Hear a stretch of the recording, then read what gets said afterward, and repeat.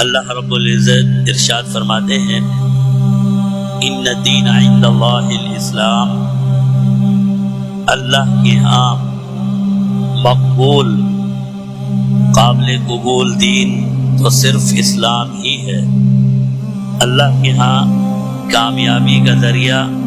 صرف دین اسلام ہی ہے۔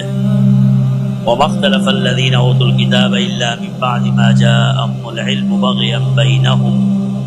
اور پہلے ادیان میں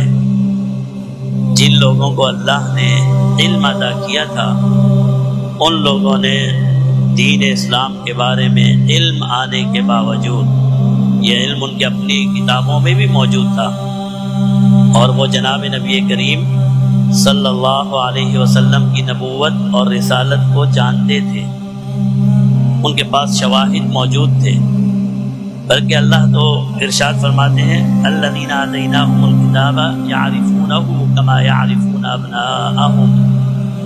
کہ جن لوگوں کو اللہ نے کتاب دی ہے، یہود اور نصارہ، یہ تو وہ لوگ ہیں یعرفونہ کما یعرفون ابناءہم، جناب نبی کریم صلی اللہ علیہ وسلم کی نبوت اور رسالت تو ان کے سامنے اتنے واضح ہے اور یہ اتنی پہچان رکھتے ہیں جیسے اپنے بیٹوں کو پہچانتے ہیں، یہ ایسے جانتے ہیں جیسے اپنے بیٹوں کو جانتے ہیں کہ یہ برحق نبی ہے۔ اہل کتاب نے جو اس دین سے اختلاف اور انحراف کیا ہے وہ سرکشی اور نادانی کی وجہ سے کیا ہے۔ وَمَن يَكْفُرْ بِآيَاتِ اللَّهِ، اور پھر اللہ فرماتے ہیں جو اللہ کے احکامات، اللہ کے بھیجے ہوئے دین کو نہیں مانتا، فَإِنَّ اللَّهَ سَرِيعُ الْحِسَابِ، تو پھر عنقریب اللہ اس سے